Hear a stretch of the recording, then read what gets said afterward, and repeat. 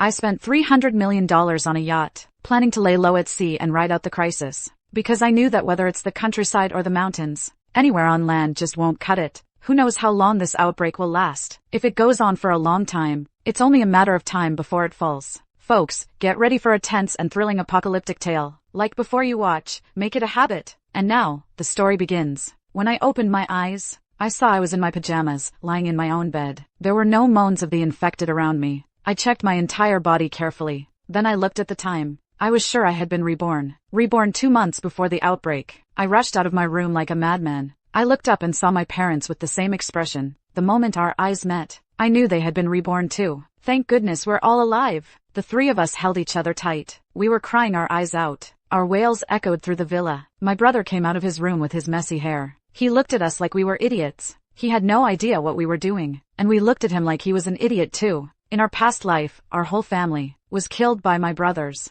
two-faced girlfriend, who he was madly in love with. This green tea girl wasn't as simple as she looked. To take over our villa and supplies, she pushed my brother into a horde of the infected. Then she locked my infected brother in with us. In the end, we died by our own kin's hand. Maybe even the heavens couldn't stand it, letting me and my parents be reborn. After testing my brother a few times, my dad looked at him with disappointment, muttering about how he could have such a foolish son. My mom and I exchanged a glance. We felt a little sorry for him. As the lovesick fool from our past life, who dragged our whole family down, he was the only one not reborn. His eyes were still the same as before, filled with a clear, dumb innocence. We just sighed.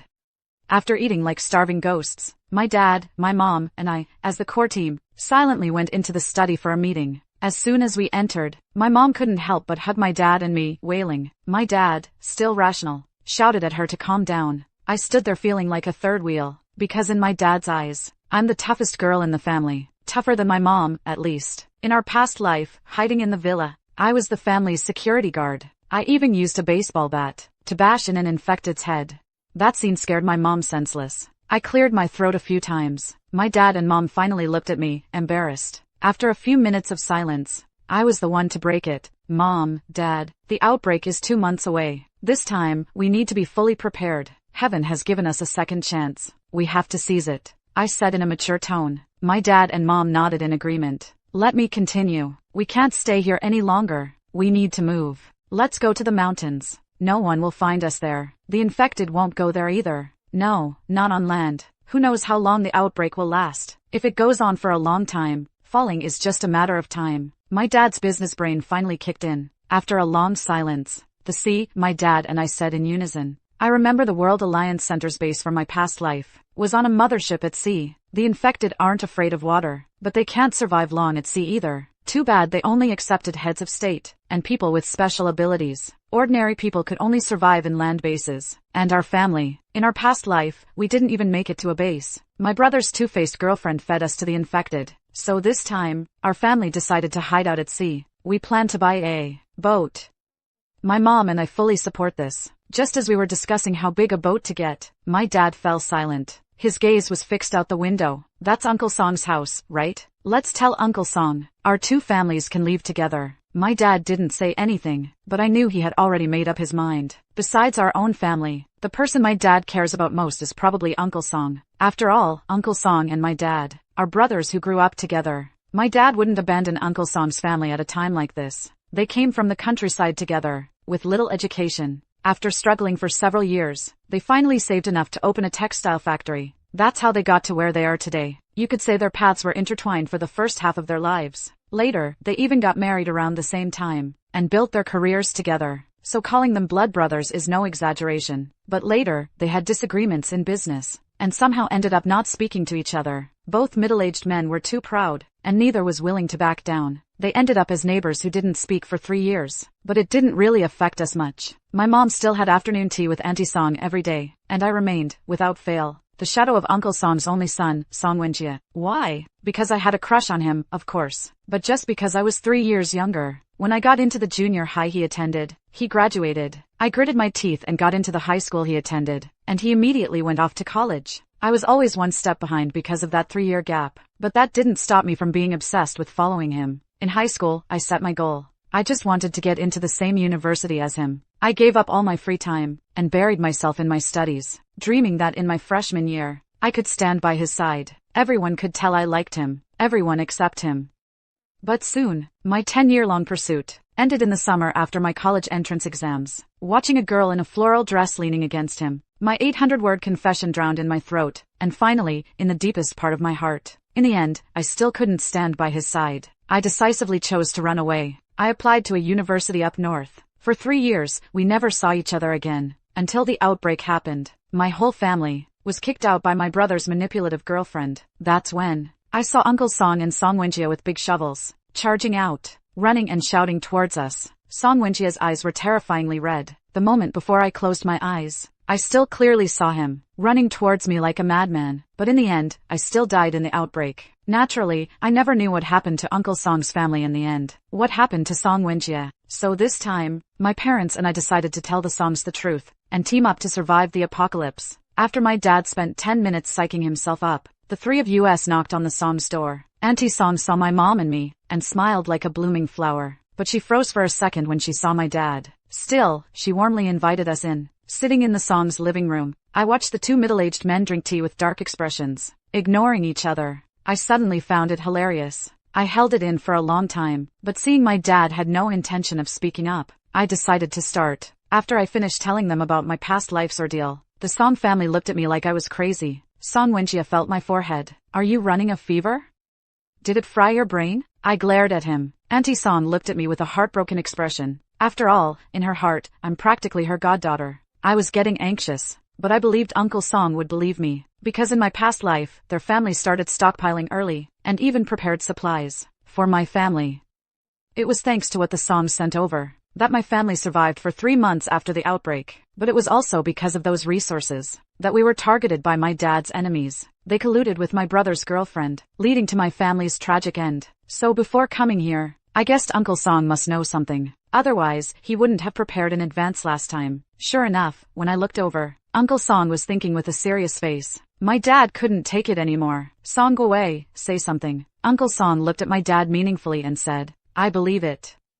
Xinghan called me a couple days ago, saying a virus has broken out in the United States. The US military has completely locked down the news. Although the infected are under control for now, the situation doesn't seem good. He told us not to travel abroad recently. My heart sank. Song Xinghan is Song Wenjie's cousin. He got into military school early. Now he's supposedly a member of the National Security Agency, a pretty high-up one. What he says definitely carries some weight. Uncle Song must have thought the same. In the end, probably, because Uncle Song knows my dad too well, knowing he's not a reckless man. Uncle Song decisively chose to trust my dad, and planned to prepare together. When we mentioned the idea of buying a boat, the Song family didn't object. They were even a bit excited. But have you thought about this? No one knows how to drive a boat. His words hit me like a ton of bricks. Everyone fell silent. In the end, my dad and Uncle Song decided to learn how to pilot a boat. We have 2 months left. Hopefully, it's enough time. Our two families plan to liquidate all our assets and convert them into resources for surviving the apocalypse. Combined, our family's wealth over the years adds up to over $1 billion.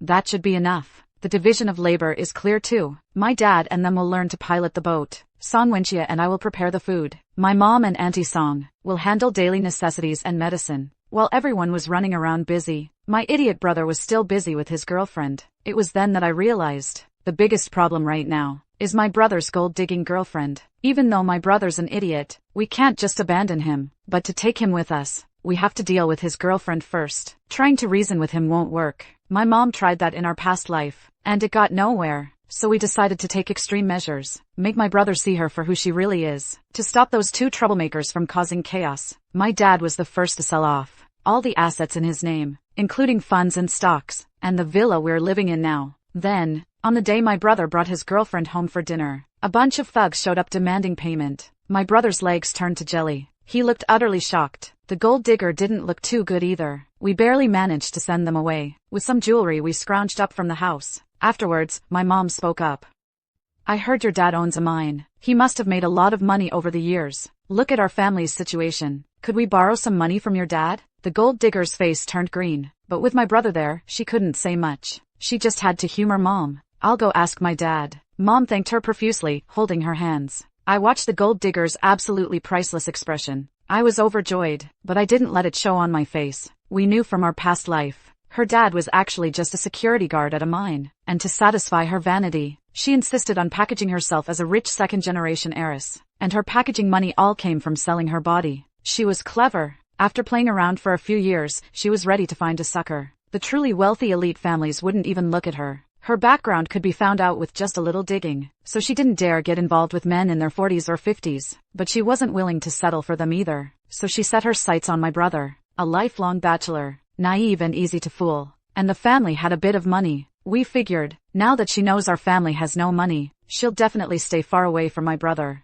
and that idiot brother of mine will finally see her true colors. After dinner, the gold digger left in a hurry. My parents and I exchanged a knowing smile. Those debt collectors, we specially hired them from Hundian. They really sold it. We put on this whole act, just to make the gold digger back off on her own. Mom, I think you have the talent of an award-winning actress. Of course, I didn't forget to butter Mom up. Dad chimed in from the side. After my brother saw the gold digger off, he came back with a dark look on his face. Dad, are we really bankrupt? Dad started hamming it up. He let out a long sigh. Start packing our things. We have to move out tomorrow. I didn't want to worry you all, so I kept it to myself. But now, they've already taken over our textile factory. Soon, this house. Dad, I'm graduating from college soon. I can work and support you. I desperately tried to squeeze out some tears. My brother couldn't take it anymore either. Don't worry, Dad. I'll hold the family together from now on. Finally, he said something decent. That was a struggle. Anyway, in a couple of days, arrange to meet Chingching's parents. Get the marriage certificate first. But with our family in this state, I'm afraid Chingching won't be willing, Mom said, tears streaming down her face. Her acting skills really put Dad and me to shame. Mom, you can't think like that. Chingching and I have true love. Don't worry. My brother immediately jumped in, afraid Mom would say something else bad about Chingching. Watching him pick up his phone to call the gold digger, I once again thought my brother was stupid in a uniquely spectacular way. But then again, if he had any sense, the gold digger's clumsy acting wouldn't have worked so well on him. But it's also strange. Since childhood, he was protected too well by our parents. Just like me, in my past life, under the green teas. Flattery. I actually helped my brother put in a good word for him in front of my mom. Thinking back now, I really want to slap myself. But luckily, there's a chance to start over. But as it turns out, I still underestimated the green tea. She actually investigated my family behind our backs. Luckily, my dad had already liquidated all our assets. Otherwise, we would have been exposed. Seeing that she couldn't find anything, the green tea was still cautious. She went to my dad with a pregnancy test result. A newly rented small apartment in the suburbs. But it's a small place with only 4 rooms. She walked in wearing her high heels. Her eyes kept scanning our yard. She hid her disdain well. But we still noticed. We all knew without saying a word. My brother eagerly stepped forward to support her. She walked in with a bit of a swagger. Uncle, Auntie, I'm pregnant. Her voice sounded aggrieved from a distance. My brother heard it. He was so happy. He almost jumped and collapsed our rickety house. He went up and gave the green tea a kiss. My parents and I stood aside, disgusted. I'm so happy. Then you and Yuanqing should get the marriage certificate first. We'll definitely throw you the biggest wedding later. My mom held the green tea's hand, pretending to be concerned. Auntie, I like it. Yuanqing doesn't mind these things. She said it with such sincerity. If I hadn't seen her true colors in my past life, I would have believed her. You're pregnant now. Don't just stand there. Let's eat first. After eating, Yuanqing, take Chingching to get the certificate. My dad gave a perfect assist, so my brother pulled the slightly pale green tea to the table. Looking at the cabbage and potatoes in front of her, the green tea clearly lost her appetite. My brother obviously felt guilty. Is it not okay, Chingching? She's pregnant now. You didn't even make any meat. My ungrateful son. You know our family's situation. We really don't have any money right now, and there are so many creditors chasing us. I was just thinking we could tough it out a bit, try to pay off the debt sooner, so we can buy a house for you and Chingching. Seeing my mom about to cry, my brother blushed. Chingching, did you ask your dad? See if he can lend your uncle some money to help us get by, or have your dad buy your wedding house. A 3-bedroom would be good. We can take care of you. My voice lacked its usual liveliness, but I found it a bit funny. After hearing this, the green tea's face turned even paler. As soon as my brother saw her out the gate, we heard them start arguing. There's no time. We need to add fuel to the fire, I said, and my parents nodded in agreement. After all, time really waits for no one. We only have 1 month left now. Oh, Dad, how are the boat lessons with Uncle Song going? As soon as I brought that up, my dad got excited and said they're almost done. It's not that hard, and with the money ready, those old-timer instructors are willing to teach everything. In a few days, Uncle Song and I plan to buy a boat. We were about to say something else when we saw my brother come back, looking dejected. My dad gave a look and took my mom back to their room. I followed my brother. Bro, what did sister-in-law say? Little sis, do you think our family is really broke? We don't even have a decent house now. I feel like I'm not good enough. Ching's been brainwashed again. She's already starting to feel inferior. I held a mirror up to my brother's face. Bro, look at this face of yours. You were the heartthrob of the school back in the day. Plus, you graduated from a top university. So our family's broke. Earning enough for a house should be easy for you. Sister-in-law's dad is just like our dad. He's not very educated. He only finished junior high. He values educated people the most. And sister-in-law likes you so much. She wouldn't care about these things. After I talked until I was blue in the face and rebuilt my brother's confidence. Sure enough, he took the household register and left. My parents and I drove a Wuling Hongguang, following behind him. We waited downstairs at Green Tea's place for over half an hour. Then the police and an ambulance arrived. And then we saw my brother, bruised and battered, and another guy being escorted down by the police. Green Tea was lying on a stretcher, her white dress covered in blood. After getting the call, my parents and I nervously went to the police station. Once we asked, wow, it blew our minds. Turns out Green Tea wasn't just dating my brother. She was also engaged to that other guy. My brother ran into him when he went to see her. The two of them got into a fight. Green Tea tried to stop them, but accidentally fell and had a miscarriage. After bailing my brother out, we rushed to the hospital. Luckily, we made it in time. I took out my brother's hair, which I'd secretly swiped at the police station, and his fiancée's hair. We had the doctor run a paternity test. We paid extra for rush results, which came in 2 hours. The baby wasn't my brother's, and it wasn't his fiancée's either. When he found out, he completely broke down.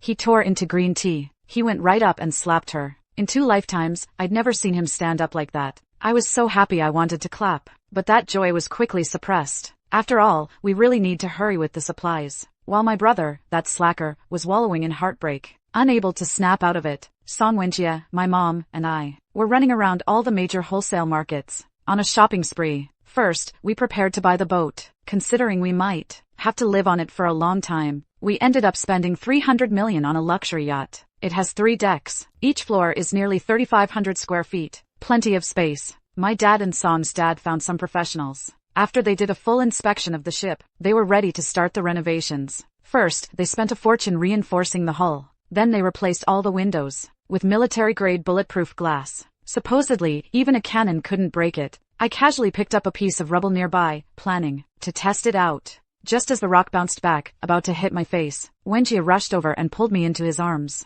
The rock landed on his shoulder. I was a bit stunned, didn't know what to say. As I was trying to ease the awkwardness, he quickly stepped back and returned to his usual aloofness, trying to be caring. I went to check his shoulder, but he took another step back. It's fine.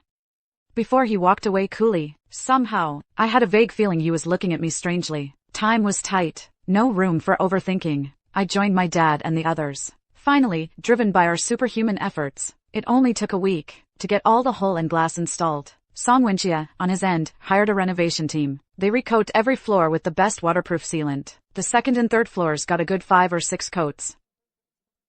They also bought tons of fireproof, moisture-resistant asbestos mats to lay down. The plan was to use these 2 floors for storing supplies. The top floor was for living quarters. That got a proper renovation too. They added a lot of high-end furniture. As my dad put it, money's no use just sitting there. So we're installing only the best. I thought that made perfect sense. While my dad and the others were rushing the renovations, Song Wenjie and I started stockpiling food. My mom and Auntie Song handled daily necessities and medicine. Song Wenjie and I rented a small truck and headed to the biggest wholesale market. The market had a huge wholesale grocery store. Since it was a wholesale business, the place was pretty messy, but at least they had everything. We each grabbed 2 shopping carts first, grabbing any snacks we felt like eating. After filling 2 carts to the brim, we found the manager. We asked him to get us 100 boxes of every snack item in our carts. 200 boxes of instant noodles, since they last long. We even ordered 500 boxes of bread and such. Then we pulled out a list. It listed rice, coarse grains, flour, oil, meat, and all kinds of seasonings like soy sauce and vinegar. Plus lots of canned goods that keep for a long time. Compressed biscuits, sugar, and even all sorts of alcohol and drinks. The manager took the list and just froze. But he'd seen his share of big orders. He agreed with a smile, though he did casually remind us, look, you kids are just starting a supermarket. You shouldn't stock this much right off the bat. It'd be better to do it in batches later. Song Wenjie and I exchanged a glance. then calmly stated we were planning to donate them to children in mountainous areas. When the manager heard that, the way he looked at us completely changed. We gave him an address and demanded delivery within 3 days. The manager eagerly agreed. That was a warehouse we specifically rented, in a location near the port. To avoid drawing attention, we had to be careful. Having lived through the apocalypse before, I knew human nature would be amplified infinitely in the end times. No one knew what kind of trouble it might attract. After that, we went to the vegetable market and cleaned out the fresh produce from over a dozen stalls. For things like potatoes and sweet potatoes that last longer, we bought out the entire market stock. Our philosophy was, better to have too much than too little. My mom wasn't idle either. She and Aunt Song went on a revenge shopping spree. They stormed into the mall and bought clothes for all of us. Enough for every season. From down jackets to t-shirts, quilts, and bedsheets, even down to underwear and socks. They thought of everything. To avoid being too conspicuous, they basically shopped at every mall in the entire city. Meanwhile, Song Wenjie and I went to other wholesale supermarkets. We stocked up to the max on toilet paper, pads, towels, soap, face wash, laundry detergent, bath salts, and similar items. We bought as much as we possibly could. We hauled it all back to the warehouse. Finally, we rushed to the cosmetics counter and bought several large boxes of skincare and sunscreen. Still worrying about your looks at a time like this? Song Wenjie couldn't help but tease. While I was telling the salesperson to bring over a few more boxes, I kicked him. He just looked at me and laughed. My face flushed red. Wait for me a second. I need to buy something. Just as we were about to head back, Song Wenjie stopped me. What else are we missing? I'll go with you. No need, I can go by myself. Wait for me in the car. Song Wenjie said this, his face still a bit red. I only hesitated for a second before agreeing. After all, I could never figure out what he was thinking, even as a kid. He told me to wait, so I waited. Over 20 minutes later, I saw Song Wenjie carrying 3 boxes with no labels on them. When he came over to unload, I wanted to sneak a peek, but the boxes were already gone. I found that really strange. Just as I was about to ask, Song Wenjie quickly changed the subject. The warehouse is about to burst. Let's start moving things onto the ship. Looking at the warehouse packed with supplies, I nodded in agreement. So after that, my dad and the other 2 men came over late at night and secretly transported all the items onto the cruise ship. Since they couldn't make too much noise, it took them a whole week to move everything. During that time, we were still frantically shopping. I went to an outdoor supplies store and bought 10 sets of every useful tool. Telescopes, tents, flashlights, lighters, clothes, shoes, backpacks, protective gear, we got it all. Of course, the most important things were water and power. Water's easy to solve at sea. After stocking up on a lot of bottled water, we bought 10 top-of-the-line water purifiers. We also got a lot of parts that break easily, so we could fix them ourselves later. As for power, my dad and the others had a plan. They were getting ready to install solar panels. Considering the conditions at sea, Uncle Song pulled some strings and got us a batch of waterproof, durable, high-tech solar panels. That way, on sunny days, we'd be completely self-sufficient. But I still bought 10 diesel generators as backup. But Song Wenjie still wasn't satisfied. Finally, he ordered some kind of high-tech device that generates electricity by breaking down seawater. Wenjie, this gear of yours is pretty advanced. My dad was very pleased with it. Finally, my mom and Aunt Song used their connections to get us a lot of medicine. Cold medicine, cephalosporin, anti-inflammatories, all the drugs you'd need for daily life. Filled an entire room. After a month of hard work, our 2-deck cabin was basically packed full. We used shelves almost as tall as the cabin itself, making use of every bit of space. Later, we got our hands on nearly 5 tons of gasoline from various other sources. We also got diesel as reserve fuel for the cruise ship. After finishing all that, there were only 2 weeks left until the outbreak. We rushed like crazy to move all the supplies onto the ship. Only after everything was ready did we tell my brother. He looked at us in disbelief, like he was about to call the mental hospital any second. Mom, Dad, are you sure you're not dreaming? My dad glared at him, annoyed. Don't call me Dad from now on. My intelligence is not something you could inherit. I couldn't be bothered to explain it to him either. I was busy getting ready to make a run for it. Song Wenjie and I went over what we were still missing. In their spare time, my dad and Uncle Song also bought a lot of seeds. Greens, cabbage, potatoes, sweet potatoes, tomatoes, eggplant. If it was on the market, we bought it. In the end, they even got a bunch of fruit tree saplings. They filled an entire room with them. Who knows how long this will last? Food will eventually run out. Seeds are the real treasure. They said they'd take me to see their little vegetable patch on the ship's roof. I was like, wow. Finally, they also bought fishing nets, hooks, and all sorts of fishing gear. They even got each of us a set of farming tools, saying we'd be self-sufficient. In the future, living the high life would depend on them. My dad and Uncle Song were so proud. Buy quail. They lay eggs we can eat. Maybe inspired by my dad and the others, I dragged Song Wenjie to buy a flock of quail. They're small, so they don't eat much, and they grow fast. I can already picture it. A life of simple, easy meals every day. To improve our quality of life, Song Wenjie and I, with a week left, brought back a ton of books. We also bought a bunch of hard drives, loaded with movies, and some study materials we might need in the future. Meanwhile, my dad and Uncle Song were sitting in front of a fine tea set, sipping tea. I asked and found out they'd bought a whole carload of cigarettes, alcohol, and tea today. They even ended up bringing back 2 top-notch tea sets. Suddenly, it felt like we were going on vacation, not fleeing a disaster. Once everything was settled, I suddenly had nothing to do. That's when the exhaustion hit me. Lying on a deck chair on the deck, I just fell asleep, slept like a log. When I woke up, I found myself in Song Wenjie's bed, and he was lying next to me, on his side. My face flushed red. I kicked him awake. What?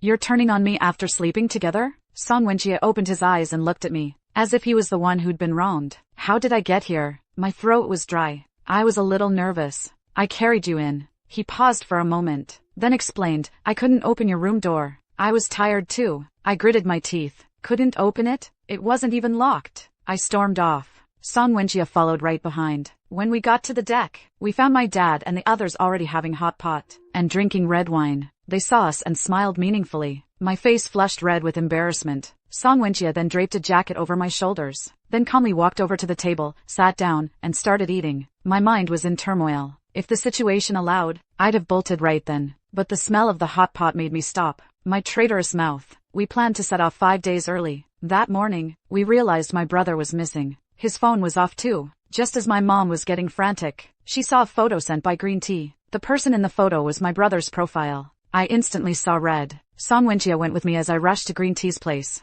Just as I was about to knock, Song Wenjie stopped me. Why would she send you a photo like that? Out of the blue? Song Wenjie's words snapped me out of it. Something flashed through my mind. Song Wenjie and I quietly went back downstairs. We drove the car into an alley across from Green Tea's complex. The spot was perfect. We had a clear view of the complex entrance, but they couldn't see us at all. We picked up the phone and called Green Tea. My tone was as friendly as ever. Sis, I'm at the entrance to your complex. Can you come down and get me? Green Tea replied quickly. I hung up. We waited about 10 minutes or so. Then Green Tea's figure appeared at the complex entrance. She had a few men with her. They kept their distance, but Lu Cha kept glancing back at them. Even a fool could tell they were together. As they got closer, my face went pale. I'd recognize those faces anywhere, even if they were ashes. They were the same men Lu Cha brought in my past life. Song Wenjie took my sweaty hand. Then, Lu Cha called. I took a moment to compose myself. Just before the call was about to drop, I answered, and that sickening voice came through. Chi, where are you?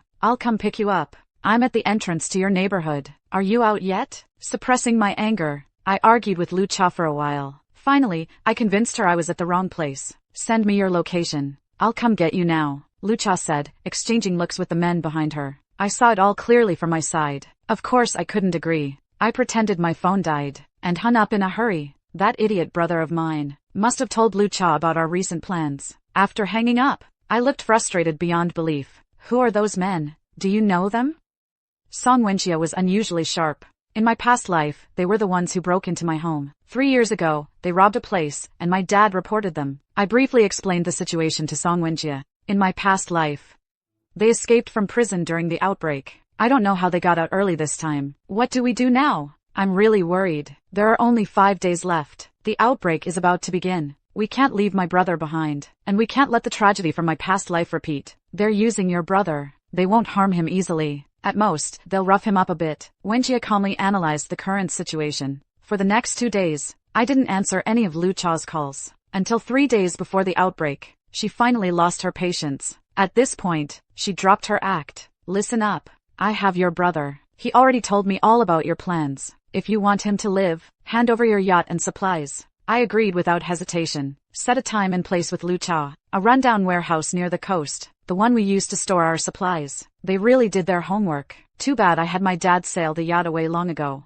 As soon as Song Wenjie and I entered the warehouse, the main door slammed shut. With Song Wenjie by my side, I wasn't too scared. Lu Cha was wearing a flashy short skirt. She was leaning against a man with a rough, mean face. My brother was lying on the ground like a dead fish. He saw me. He screamed at the top of his lungs, "Get out of here! Get away!" His heart-wrenching cries and wails echoed through the entire warehouse. There was even an echo. Suddenly, I felt a bit embarrassed for him, so I just glanced at him briefly. Then I looked up at the smug-faced, green tea, and the greasy-looking guy next to her. You'd better notify your 2 old geezers right now to send the ship over. Otherwise, we'll finish him off right here, Green Tea said. Her high heel then stepped on my brother's face. She did it so smoothly, as if she'd done it countless times. What he says is what you believe? I said with a look of disdain. I don't believe him, but I believe in myself. Did you think that just because you were given a second chance, I'd be powerless against your whole family? He said.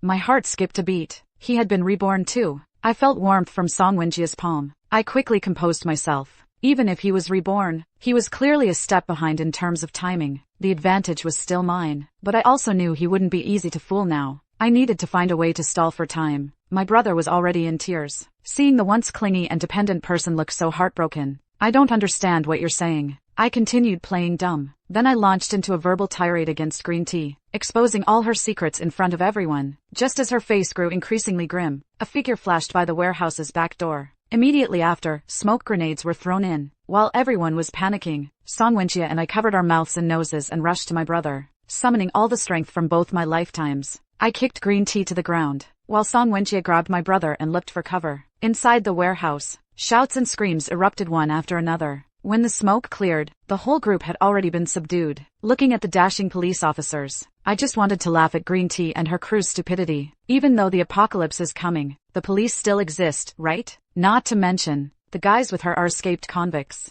Did they think we were as dumb as them? After thanking the police officers profusely, we were about to leave. That's when a familiar sound came from behind the warehouse. A low growl. I immediately sensed trouble. I tightened my grip on Song Wenjia's hand. Soon, 3 or 4 people covered in blood walked in. Or rather, they could hardly be called people anymore. Their eyes were completely white. Their bodies were contorted into horrifying shapes. Everyone was terrified. An officer stepped forward to check. He was instantly surrounded by 3 or 4 of them. Amidst the screams, the remaining people drew their pistols and opened fire. But the bullets had no effect on them. Aim for the head, I shouted. Those who snapped out of it finally started aiming for their heads, but their aim was terrible. Several officers were still bitten. Seeing the situation getting worse, Song Wenjia and I dragged my brother along and left through a hidden side door. As we got closer to the coastline, Lucha had somehow followed us. He wailed, begging my brother to take him. My brother kicked him hard. He dropped to his knees. Tears streamed down his face. My brother's expression grew more pained. My little sister, she's just a girl. He didn't get to finish. A zombie lunged at us. Lucha scrambled up and hid behind my brother. At the critical moment, Lucha shoved my brother forward. I swung the iron rod right on its head. Thick fluid splattered all over my brother's face. But even that couldn't hide his utterly horrified expression. Lucha didn't look so good either. He tried to reach for my brother, but my brother didn't even glance his way this time. As I waited for the drama to unfold, another zombie was creeping up on me. By the time I realized, Wenjia was already shielding me from behind. He took it out. He stood there with a baseball bat, looking absolutely dashing. I didn't have time to dwell on it. Sweetie. My dad's voice called out. I ran quickly toward the boat at the shore. The moment I got on board, I realized Song Wenjia hadn't followed. I hesitated and looked back. He was staring at me with a pained expression. I turned to pull him aboard, but he pushed me away. Song Wenjia, come on. What are you doing? Chi-Chi, I've always known. Known what? By then, I was right in front of him. I saw clearly on his arm, a bloody bite mark. Every emotion flooded my mind at once. I felt like I couldn't breathe. Song Wenjia pulled me into a hug. I could feel his body getting colder. I looked up and saw his pale lips. I didn't care about anything else. Tears streamed uncontrollably down my face. Don't be scared. You'll be okay. Let's just get on the boat first. I tried to say, my voice trembling. You go. Help me take care of my parents. And take care of yourself. In the distance, my dad and Uncle Song were running toward us. Before Song Wenjia passed out, I hugged him again, holding on tight. More and more zombies were closing in behind us. Lucha's desperate cries for help reached us, but I couldn't hear anything anymore. Song Wenjia didn't wake up until 2 weeks later. By then, our boat was already heading southeast along the coast. That was our planned destination all along. Since we didn't know when this would end, we couldn't just drift at sea forever, aimlessly. There are many islands in the southeastern coastal area. They're good for sheltering from storms and other dangers, and they're relatively close to the mainland, making it easier to return if needed. The outbreak happened earlier than expected. None of us saw that coming. What was even more unexpected was that after Song Wenjie was bitten, he actually woke up after 2 weeks in a coma. During that time, Uncle Song's hair turned mostly gray. Auntie Song cried her eyes out every day. I sat by his bed every day, keeping him company. That stubbornness was exactly the same as before. Both my dad and mom came to talk sense into me. After all, we'd all seen people turn into zombies in our past life. A housewife from the family across from us, after being bitten, in just 3 hours, lost her mind. She bit her own son. Back then, my whole family hid behind the curtains, witnessing the whole tragedy unfold. No one could be sure what would ultimately happen to Song Wenjie. They wouldn't let me near him, but no one could bear to lose me too. But I just stayed silent, locking myself in the room with Song Wenjie. I ignored everyone who knocked on the door. After Song Wenjie made it past 3 hours, aside from a high fever, there were no signs of turning into a zombie. A strange feeling began to stir inside me. After 3 straight days of observation, I finally opened the door. Seeing I was safe and sound, everyone breathed a huge sigh of relief. My mom hugged me, sobbing uncontrollably. Half a month later, Song Wenjie's persistent high fever suddenly broke. He slowly woke up in the evening. I was slumped by his bedside. Then I felt a large hand gently brush across my face. I opened my eyes to meet his gaze, full of adoration. Adoration? How could it be adoration? I could hardly believe it. Chi-Chi's hoarse voice reached me. It still sounded so beautiful. You're awake. How do you feel? I was on the verge of tears. I'm fine. In fact, I feel better than I ever have before. Then I'll go get Uncle Song and Aunt Song. I bolted out of the room, because I knew I must look absolutely terrible right now. I couldn't let Song Wenjie see me like this. But the next second, I was pulled into an embrace. My heart was pounding wildly. It felt like it could leap out of my chest any moment. Song Wenjie nuzzled my neck with his stubble. Chi-Chi, I'm sorry, and thank you. For the next 20 minutes, I listened as Song Wenjie slowly confessed he'd had a crush on me for 13 years. So you liked me first after all. Forgive the smug look on my face, covered in tears and snot. Then why were you getting all touchy with that other girl? I remembered that summer years ago, feeling a bit indignant. He suddenly laughed. That was a senior from my department. She liked Songyu. I was just playing matchmaker. Senior Songyu? That's a lot to take in. So you too? I had my suspicions, but I still wanted to hear him say it. His expression turned serious. I planned to confess to you after your college entrance exams, but then I saw you confessing to some other guy. I was furious, so I asked the senior to help me put on a show to make you jealous. Who knew you'd be so heartless, and enroll in a university up north? 3 years without seeing you. I thought you really didn't like me. I never dared to reach out. Now I remember. During our graduation dinner, we were playing Truth or Dare. They forced me to confess to a guy from our high school. I had a bit too much to drink. I thought I'd give it a try, so I agreed. I never expected one game would make us miss out on so much. I felt utterly heartbroken. After confessing my feelings, it felt like the clouds had finally parted. That night at the victory celebration, right in front of my parents, Aunt Song, and Uncle Song, Song Wenjie shamelessly called out. Everyone had these knowing smiles on their faces, like they'd known all along, but it still made me super embarrassed. After dinner, I couldn't wait to confront Song Wenjie, but he ended up pinning me against the cabin door. All the words I hadn't said were silenced by his kiss.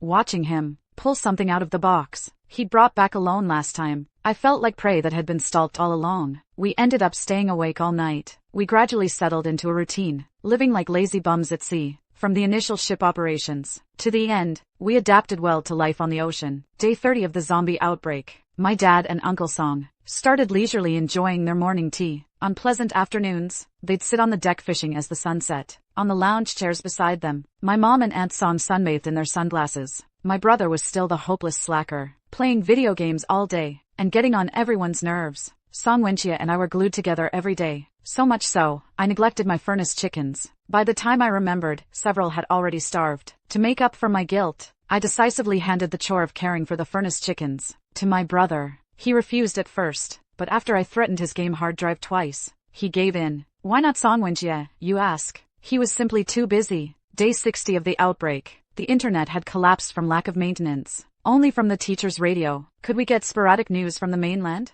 As we expected, the mainland was gradually falling. The human population on land was plummeting. City after city became a dead city. Day 120 of the outbreak, official bases were being established on the mainland. Day 160 of the outbreak, the radio could no longer pick up official broadcasts. We guessed the situation on land must be grim, and our cruise ship had been anchored near a reef cluster for almost a month and a half. Our propeller hit the reef and got damaged. To avoid trouble in rough seas, we had to stop and make repairs. Luckily, there's snow here, so it doesn't affect our lives much. My dad and Uncle Song's fishing skills keep getting better. Plus, Song Wenjie dives for seafood in a wetsuit. We're feasting on seafood every meal. The only downside is me. We ran out of fresh vegetables a while ago, but luckily, my dad's little garden is doing well. We can still get some chives and cabbage now and then. All in all, compared to my last life, we're so much better off. Later, my dad and the others wanted to start another garden plot, but we didn't have enough potting soil, so they had to drop it.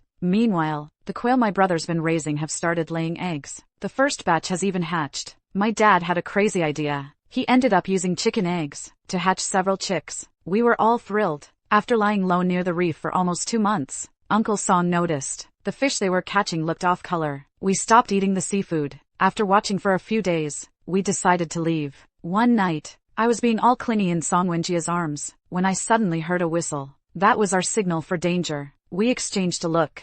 I scrambled to get outside. The moment I stepped on deck, a massive wave crashed over me. I was instantly swallowed by the water and slammed hard onto the deck. Song Wenjie ignored his own safety to pull me up. He struggled for a bit before getting me back inside. Then he went back out to help my dad. The ship let out a groaning sound. It sent a chill down all our spines. Half an hour later, the waves died down a little. Song Wenjie looked through the binoculars, his face grim. My heart sank. I took a look. All I could think was, we're done for. A wave nearly 60 meters high was heading straight for us. It would swallow us in an instant. Get the lifeboat in the water, now. Take cover behind the reef. Song Wenjie's voice trembled slightly. I didn't have time to think. I grabbed my mom and Aunt Song and followed my dad toward the stern. In that moment, I just prayed we'd all survive. Just as we all got into the lifeboat, the wave was upon us. There was no time for anything else. We were instantly swallowed by the sea. When I came to, I was on a beach. Mom, Dad, are you okay? I asked hoarsely, while checking on everyone's safety. Luckily, everyone was unharmed, but the memory of that experience still made tears stream down my face. When Song Wenjie limped over, I didn't care about anything else. I threw myself into his arms, sobbing uncontrollably. It's okay, we're all fine, he said, patting my back to comfort me. I curled up in his embrace. My dad and Uncle Song coughed and walked away. My mom gave Auntie Song a helpless smile. After a good rest, we finally realized we were on a completely deserted island. Our boat was not far away, tilted against a huge rock. There were cracks in the hull, and it could sink at any moment. So we gave up on going back to the boat. In the end, we all agreed to stay on the island. After getting familiar with the surroundings, we confirmed this was a completely deserted island. We picked the highest point on the island to set up shelters as temporary living quarters. It was the flattest clearing on the whole island, with a 100-meter cliff right behind it. It felt very safe. More importantly, there was actually a water source nearby. I didn't know why, at such a high elevation, there would be a small spring, but I couldn't help feeling happy. Because of the thought we put into stockpiling supplies, we were well equipped. At least we didn't have to live like savages right away. After setting up several large tents, we didn't rest much. We started to work like ants. Before the ship sank, we had to move all the supplies off. The 6 months' worth of supplies we'd used was only a small part of our stockpile, so this task was enormous. Honestly, everyone was exhausted, but we couldn't afford to rest too much. We take short breaks each day and then start moving things again. As long as it hadn't been too badly waterlogged, we hauled it all out. This work went on for nearly 20 days. Before we had mostly moved everything, my mom and I started organizing our supplies at the camp, arranged by expiration date. Without a magic solution, they would still expire. We had to eat the ones with shorter dates first, to avoid waste. Song Wenjie and my dad weren't idle either. They started to dismantle the ship. They took apart everything they could, from large furniture and tables, down to the smallest screw. I don't know where these 4 men who lived comfortably found the strength. It proves people have hidden potential, especially my brother. He used to struggle to change a water cooler bottle, but now he could swing a machete to chop trees without breaking a sweat. Thanks to everyone's efforts, in just a month, we not only emptied the ship of all its supplies, but also built a simple wooden house next to the tent, covered it with banana leaves found on the island, and furnished it with the high-end furniture from our ship.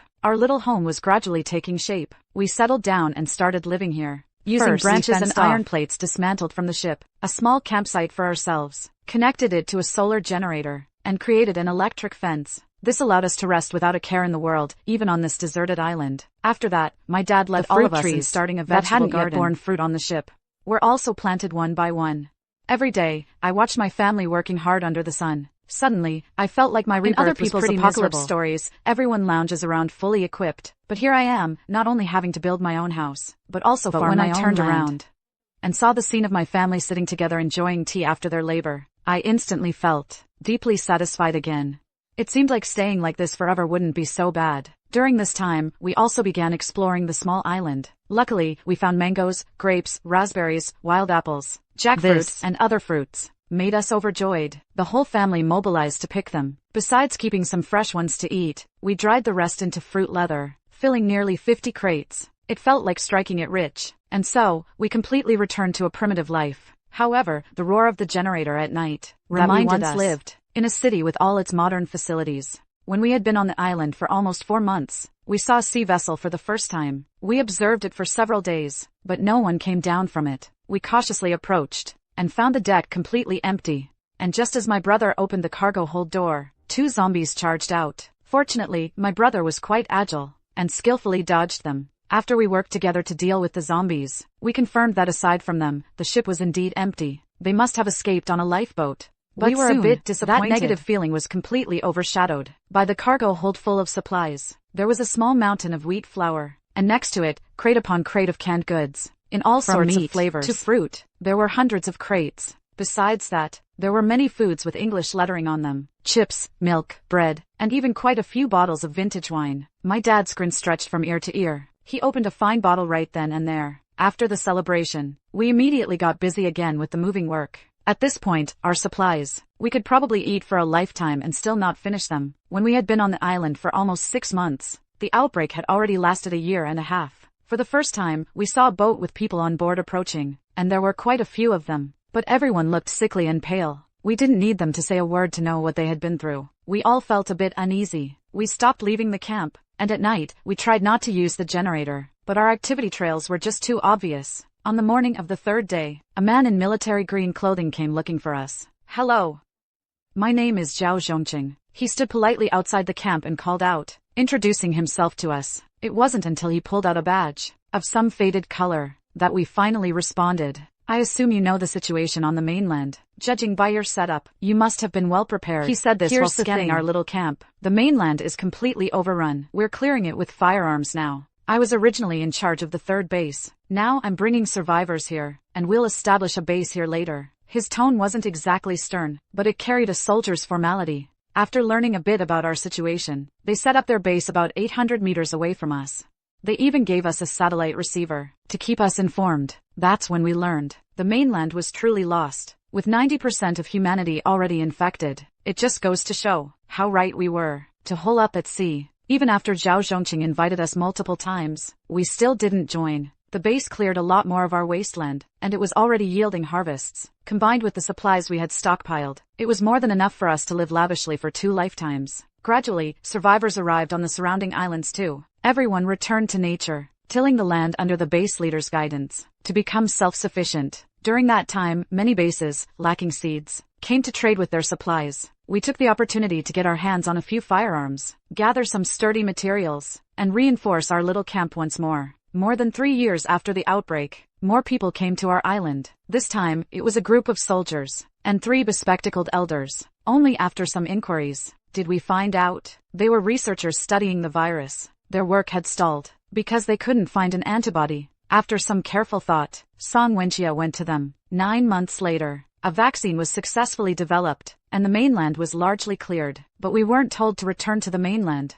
according to Zhao Zhongqing, because urban infrastructure had been paralyzed for so long. Compounded by the destruction from the outbreak, the environment was severely polluted, and the human population had plummeted to 5%. For now, staying on the island was the best choice. After hearing this, my dad and Uncle Song walked nonchalantly back to our cabin. My mom and Aunt Song were having afternoon tea with fine china. My brother was busy in the vegetable garden. Song Wenjia and I exchanged a smile. Home is wherever you are.